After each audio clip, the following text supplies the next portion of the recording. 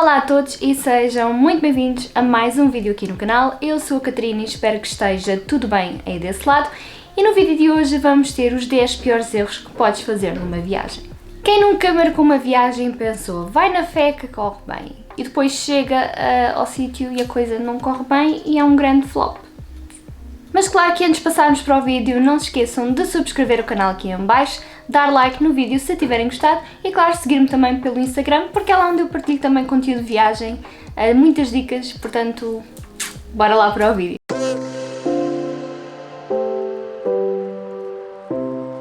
Então, o primeiro erro que eu gostaria de falar convosco, e este pode ser assim um bocadinho controverso, é voar em low cost. E antes de mais, não me levem a mal por dizer voar em low cost, porque voar em low cost pode ser muito bom, mas depende do vosso objetivo.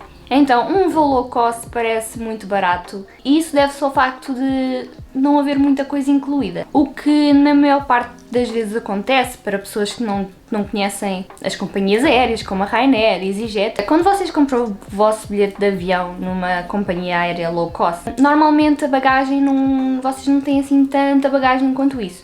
E então o que vai acabar por acontecer é, se vocês não souberem o que é que vocês podem levar, a coisa vai correr mal, porque na altura do check-in no aeroporto vão dizer essa mala vai ter de ir para o porão e vocês vão ter de pagar isso tudo. Portanto, antes de viajarem numa low cost ou até mesmo numa normal, por favor vejam sempre as dimensões das malas e o que é que vocês podem levar ou não. Então a mala é definitivamente uma das coisas que vocês têm a ter mais atenção, porque estão a ver aquela mala com rodinhas, vocês não podem levar numa Ryanair a menos que a paguem. Normalmente na Ryanair e EasyJet vocês só podem levar uma mochila e essa mochila também tem as dimensões próprias. Já ouvi dizer que eles não controlam assim tanto as dimensões das mochilas, porque são mochilas e à partida cabem sempre debaixo do banco, mas é assim, nunca fiando, né? Porque se uma pessoa vai marcar um voo low cost é porque não tem dinheiro. Portanto, se vocês vão gastar depois dinheiro na bagagem que têm de mandar para o porão porque é maior, mais valia terem ido numa normal. Outro ponto a ter em conta é se efetivamente a companhia aérea low cost vai voar ou não para o aeroporto principal da cidade, porque na maioria das vezes eles não vão para os principais, eles vão para os aeroportos secundários e esses normalmente ficam um bocadinho mais distantes do centro da cidade. O que acontece é, às vezes o transporte para lá não é o melhor e vocês acabam por pagar mais dinheiro em transportes. E então o que vocês poupariam numa viagem low cost depois vão gastar em transportes, em vez de, por exemplo, voar numa companhia aérea normal e saírem no aeroporto principal e estarem a um pulinho da cidade, porque esses sim normalmente têm melhores transportes. Mas claro que isto de voar numa companhia aérea low cost ou não é um bocado relativo e vai depender muito daquilo que vocês querem. Por exemplo, se vocês só quiserem ir para uma cidade europeia durante um fim de semana, por exemplo, acho que vocês podem perfeitamente, porque à partida não vão precisar de levar assim muita bagagem, conseguem se organizar numa mochila. Então, o segundo erro que podes fazer numa viagem é encher demasiado a mala, e este, sim, culpada. Eu sou culpada. Então, o que é que nós normalmente fazemos? Deixa-me levar isto porque pode fazer falta. E depois levamos quase tudo, né? É muito importante levar roupa e calçado confortável. Eu não gosto, por exemplo, de levar calçado que nunca tenha usado na vida, porque não sei se me vão fazer bolhas, não sei se vão fazer feridas. E é assim, estarem com feridas e bolhas nos pés durante uma viagem que têm de andar não é bueno. Portanto, levem ténis, levem sandálias confortáveis. E outra dica também muito importante é ver como é que vai estar a meteorologia. Não quer dizer que a meteorologia seja 100% fiável, não é? Porque vocês já sabem que às vezes eles enganam-se quando há chuva e quando não há. Mas podem sempre, sei lá, pegar um bocadinho para perceber se vai estar frio, se vai estar calor, se vai haver muita chuva. Mas claro que, por exemplo, se forem a Londres, contem em levar qualquer coisa para a chuva mesmo no verão, porque aquilo lá é uma coisa impressionante. Aquilo basicamente tanto está a sol como de repente começa a chover e uma pessoa nunca sabe se tem o outfit correto. E aproveito também para perguntar se vocês gostariam de ver um vídeo de como fazer uma mala de cabine com todas as regras das companhias aéreas. Deixem aqui em baixo, então, nos comentários, se gostariam de ver esse vídeo ou não. E o próximo erro é então não ficar num hotel no centro da cidade. Este erro é um bocado relativo porque vai depender muito de onde estão localizadas as atrações que vocês querem visitar, mas geralmente ficar num hotel no centro da cidade, até porque é lá onde se situam grande parte das atrações turísticas, e ao termos então um hotel fora da cidade, às vezes gastamos mais dinheiro em tempo e transportes. E numa viagem tempo é dinheiro, porque vocês estão a pagar para lá estar aquele tempo, têm de aproveitar ao máximo, não é? E então, aquilo que eu recomendo fazer é ir então ao Google Travel.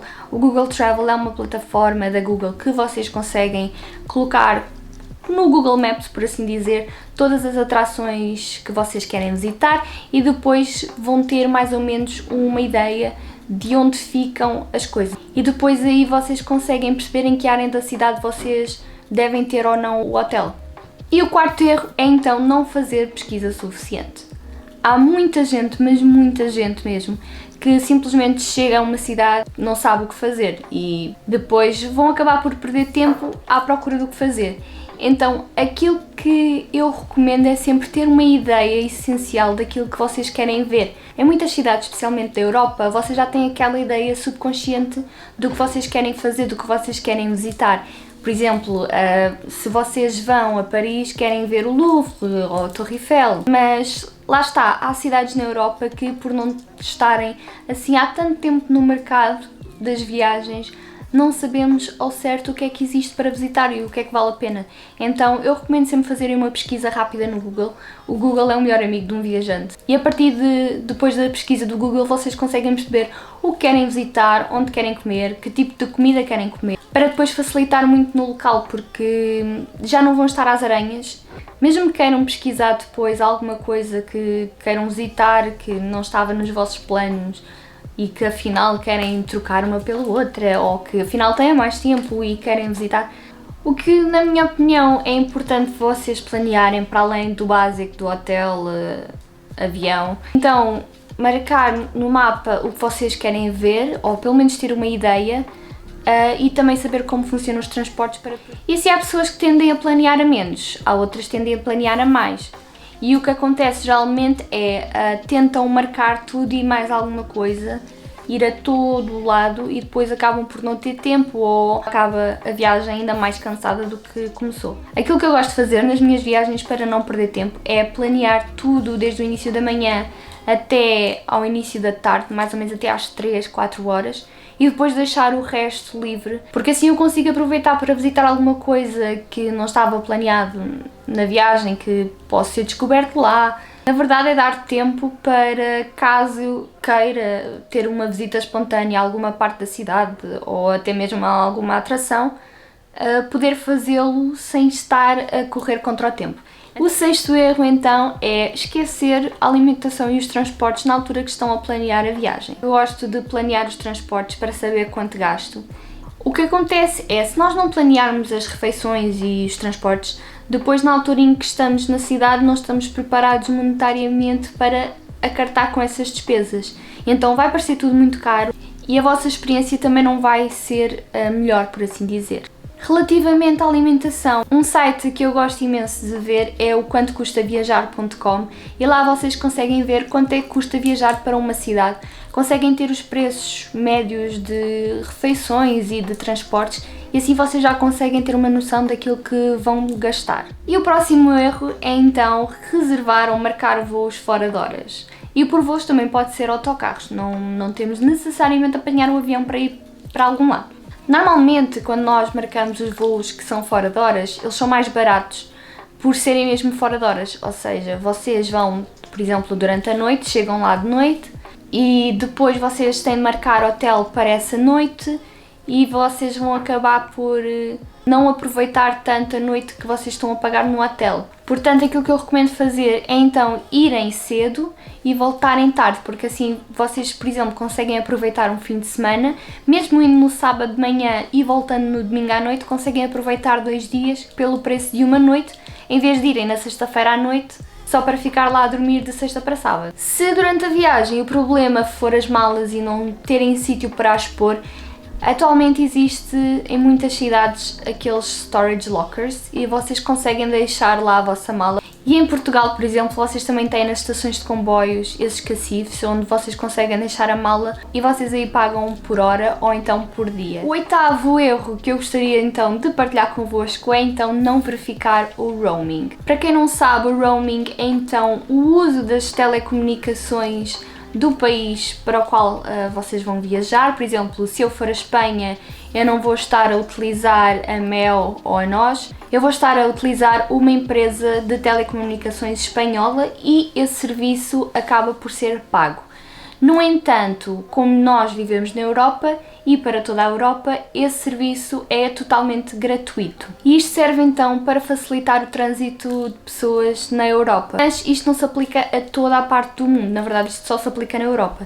Porque se nós formos para os Estados Unidos, isso vai-se pagar e vai ser caro. Aquilo que eu recomendo fazer é então procurar locais que vendam já esses cartões de telemóvel com internet, por exemplo.